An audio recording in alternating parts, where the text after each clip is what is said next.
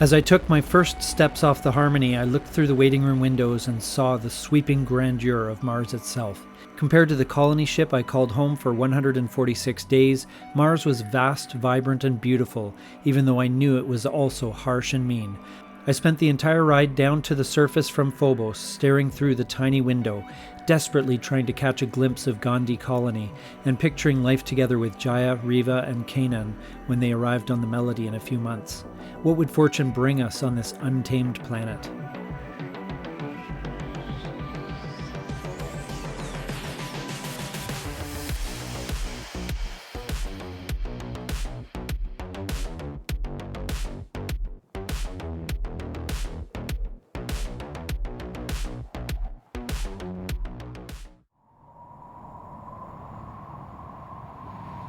I've had to adapt to life on Mars quickly, as the god of war is unkind to the idle and foolish. All around, preparations for the Martian bicentennial celebrations are in full swing, with their pomp and circumstance.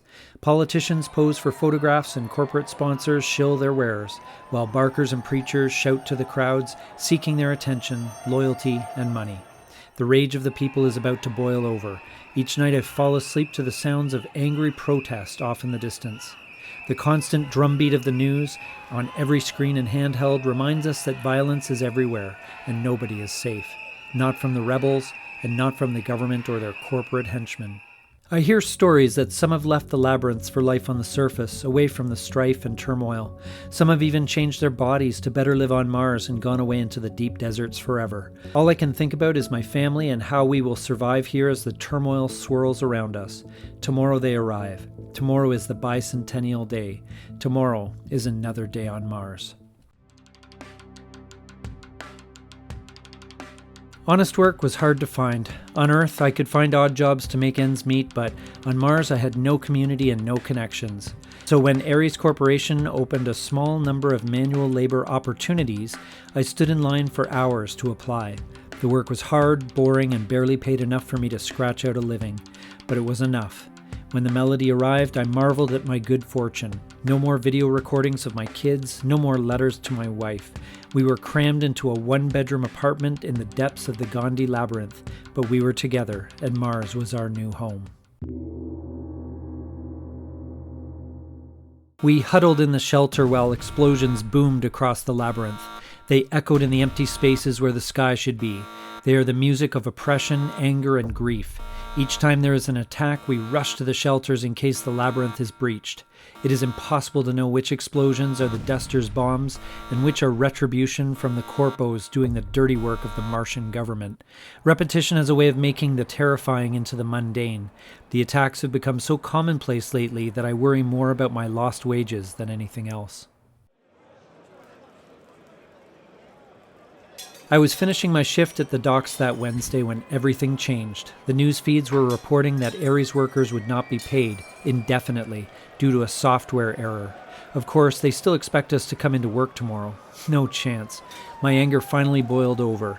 Not only was I working long hours for company script, but I gave most of it right back to Ares for housing and food.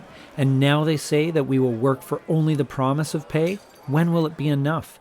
I let out a long scream of grief and rage, only to realize that I was not the only one angry enough to do something about it. I was swept along with the crowd, their arms reaching for anything that was not bolted down. Once the corpos arrived, the riot at the docks turned into a bloodbath. I was lucky to get away in one piece. The unrest spread across all of Mars, workers turning on their taskmasters no matter what conglomerate they represent. Now they're calling it Red Wednesday. The retribution was swift.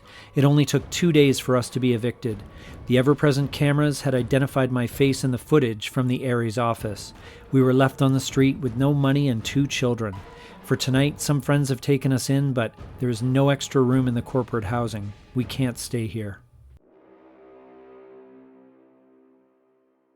We don't know who cracked the labyrinth, but I bet it was the Earthers. On Earth, they take breathing for granted. On Mars, we've learned to be thankful for air. Arriving on Mars, we had nothing but the clothes on our backs, the change in our pocket, and the hope that things could get better. There were others like us, and we made ourselves into a community. Even despite losing our home and the few things that we called our own, we had each other. We had our labyrinth. Now we have only emergency breathers given out by those religious fanatics and temporary shelter until the government finds a hole in which to hide us to appease their earther masters. The conditions in the resettlement camps were indescribable. The security arrived every few hours with more people. We shouted, "No room," but they did not listen. We ate rotten food and drank our own filth.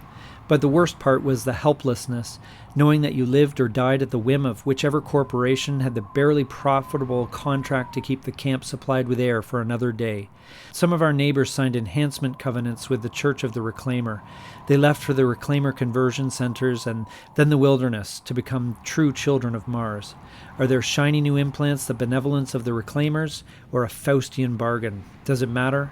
What other option did we have? I've lived 1 year on Mars, 1 year of misery, fear, freedom, and self-realization. My new breathing implant, the result of my own enhancement covenant with the Reclaimers, lets me walk on the surface of Mars with barely any mechanical assistance. I'm more Martian than I was before, but I am no true believer. Jaya and I have packed well for our escape, not to the church centers in the deep deserts of Mars, but a covert trip to a small settlement in Hellas Plantia, where we can lie low until things blow over. After all, this rebellion is nothing new. Governments will come and go, patriots and martyrs will rise and die. Mars will remain.